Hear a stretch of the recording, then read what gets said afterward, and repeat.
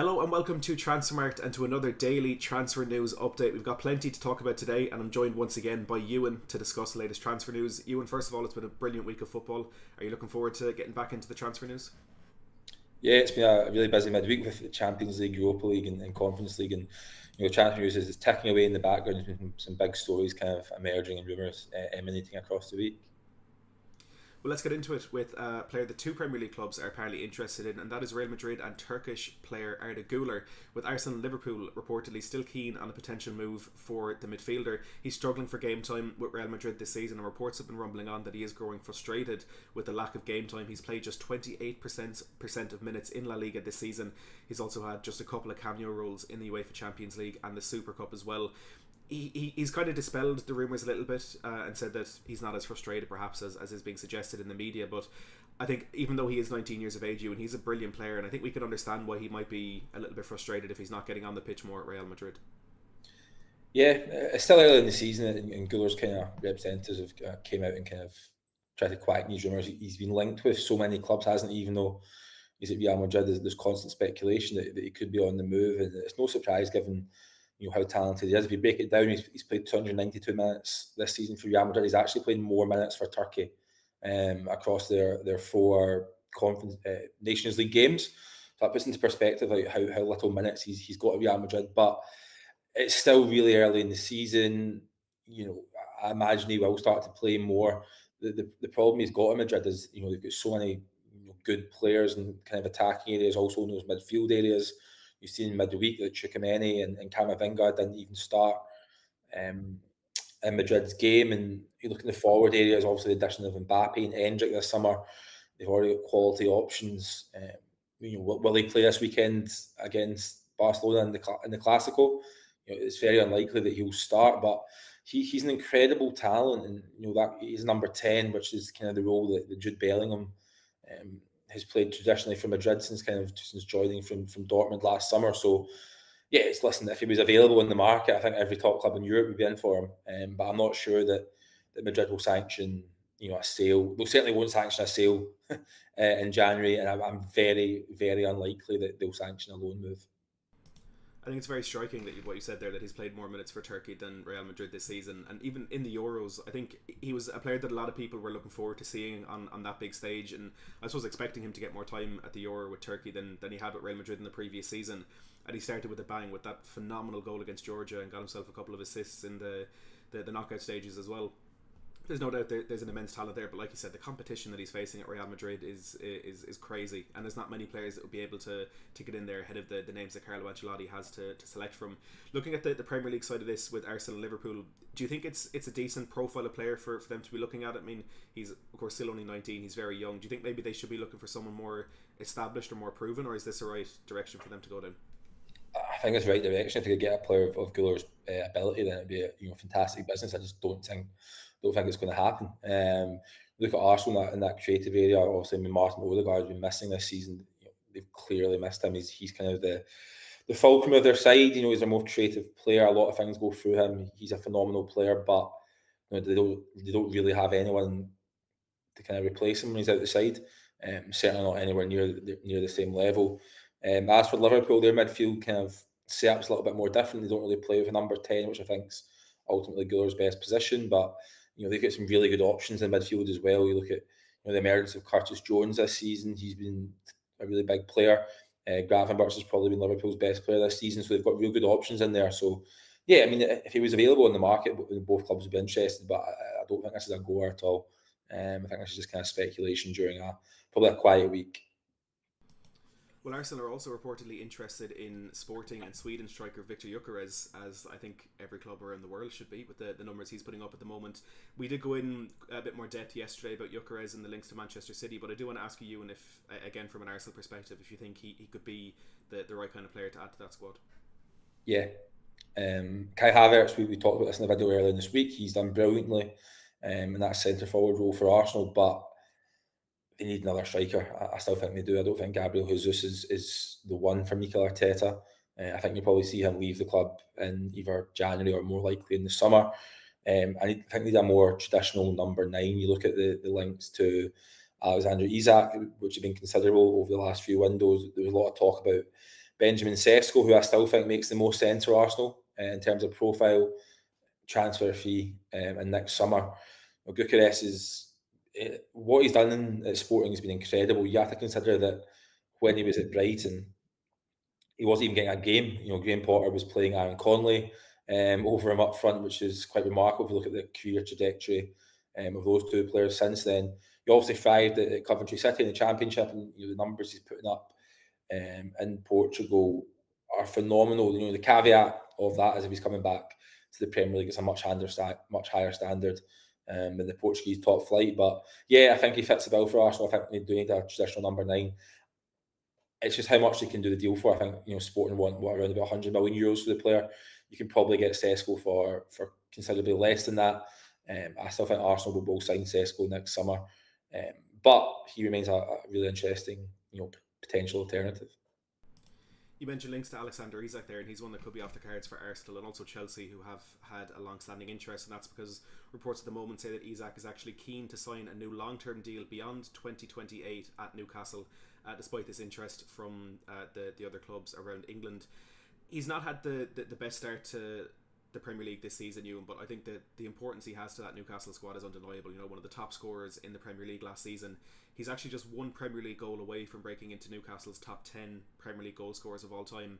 And something that actually caught me off guard a little bit is if he matches last season's goal tally in the Premier League this season, he'd become their second highest goal scorer in Premier League history, behind only Alan Shearer, which isn't an easy competition to overcome.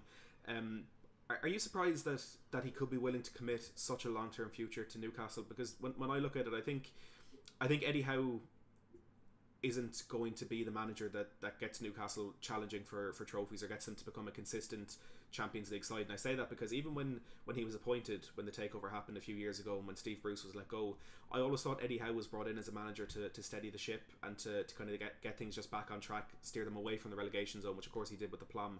I think the fact that he overachieved in that first season is why he's still there. And I'm not saying he deserves to be sacked at all. I'm not saying he's doing a bad job. I just don't see him as the man who could take them to that next level. Do you agree with that, Ewan? And would you think that's maybe something that's on the players' minds? I quite like Howe as a manager. I think he's done a really good job at Newcastle.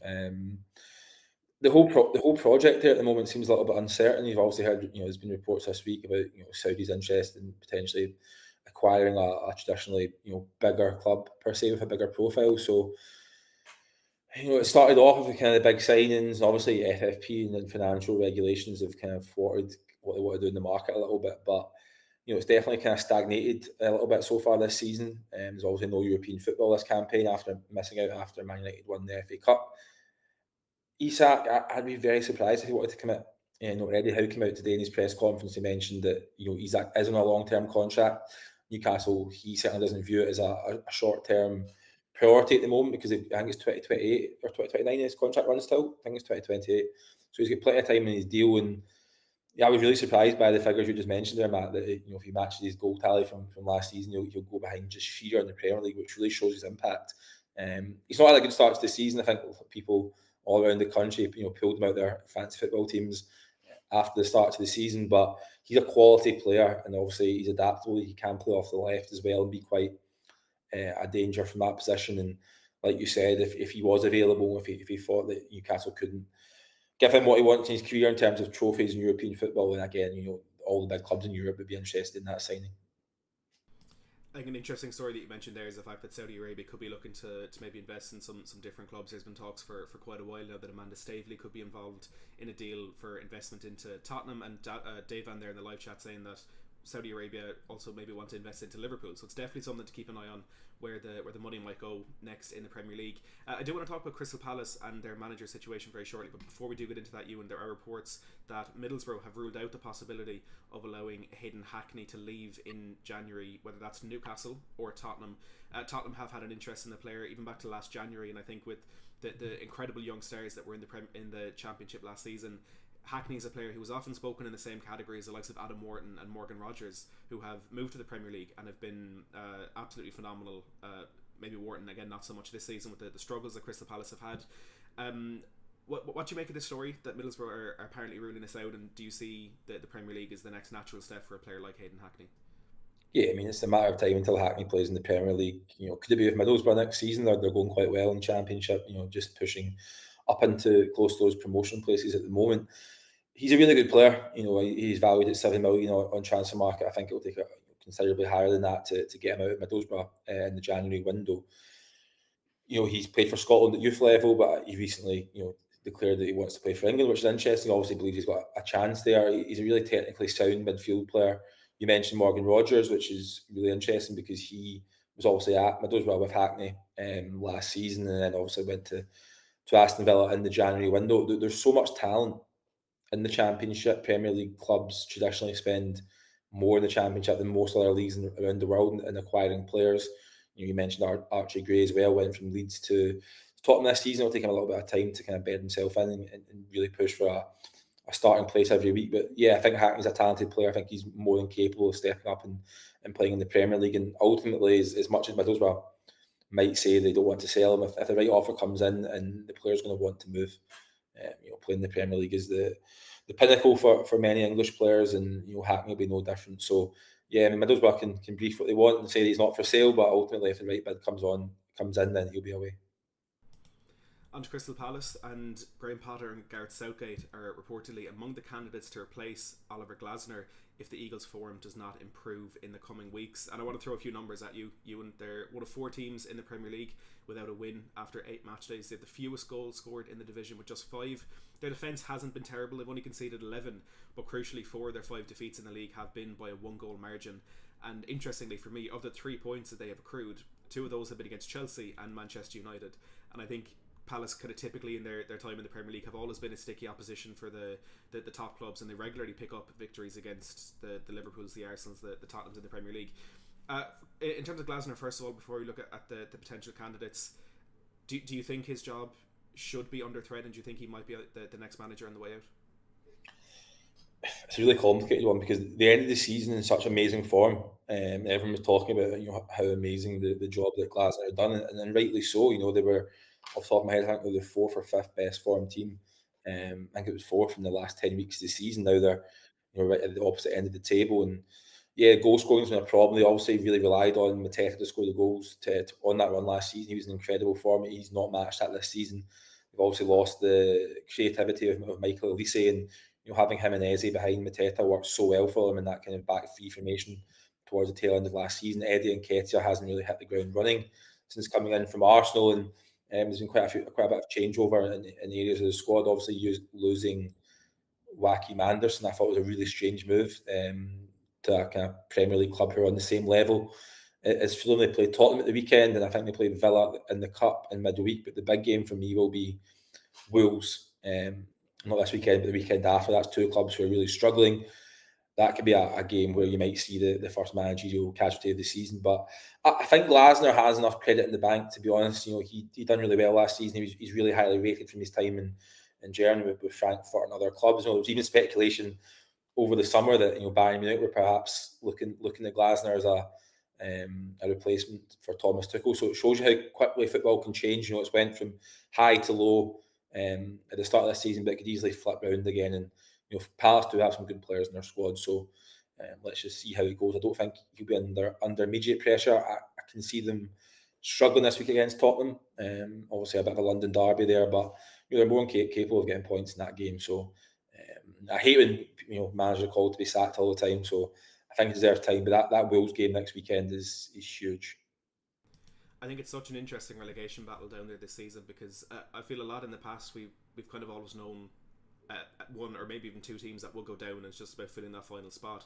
But we're 8 games in, like I said, 4 teams don't have a win. That's Ipswich, Palace, Southampton and Wolves. You then have ahead of them Everton, West Ham and Leicester have all managed to pick up a couple of wins this season, but I think still very much will be in the mix there. And if I'm looking at Ipswich, I can't see them parting ways with Kieran McKenna, back-to-back promotion since he took over in League One. I think even if they go down, he'll be kept there. Southampton and Russell Martin, I think, is maybe a little bit of a different situation because they did have a big blip last season in the Championship as well.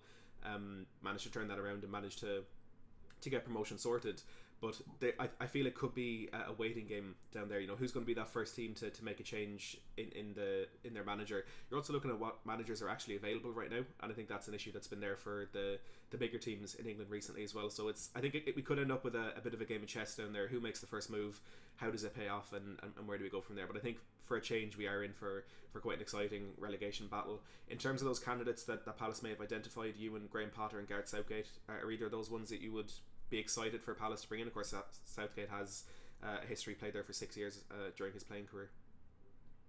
Yeah, there's some really interesting candidates getting linked to the job, but I'm always kind of reticent to kind of go into too much detail when someone's still in the role. But it'll be an attractive job at Palace, Premier League club. There'll be loads of interest if it comes available. But I like Glasner as a manager. I think he was a real breath of fresh air when he came in last season. But I look at their squad. I still think it as strong as it has been over the last few years in the Premier League. So they've always kind of been that kind of joke at Crystal Palace, or always kind of like between like 12 and 15 in the table. But I think maybe a little bit lower this season. I don't think their squad is as strong as it was in previous seasons. Some of these signings in the summer haven't made an impact yet as well. You look at Kamada, who was really good over in Italy and Germany before that. He's not really been playing well. Adam Wharton, like you mentioned earlier, Matt, he's been carrying an injury, I believe. He didn't start, did he? Palace's last game, so he made such a big impact after coming in last season from Blackburn Rovers. So they've got quality in the squad, albeit I don't think it's as strong as it has been in previous seasons. But they will be down there. But I still think Glasner has enough credit in the bank right now. Well, let us know in the comments your thoughts on Oliver Glasner's situation at Crystal Palace, and do also let us know your thoughts on the transfers we've discussed throughout the show. Do you think Arda Güler will be best suited getting a move away from Real Madrid, and if Victor Gyökeres is to leave Sporting, can you see him ending up in the Premier League with Manchester City or Arsenal? Make sure to hit that subscribe button as well if you haven't already for more of these daily transfer news updates and plenty of video content coming over the next few weeks and months, and there's a nice bank of content there for you to have a look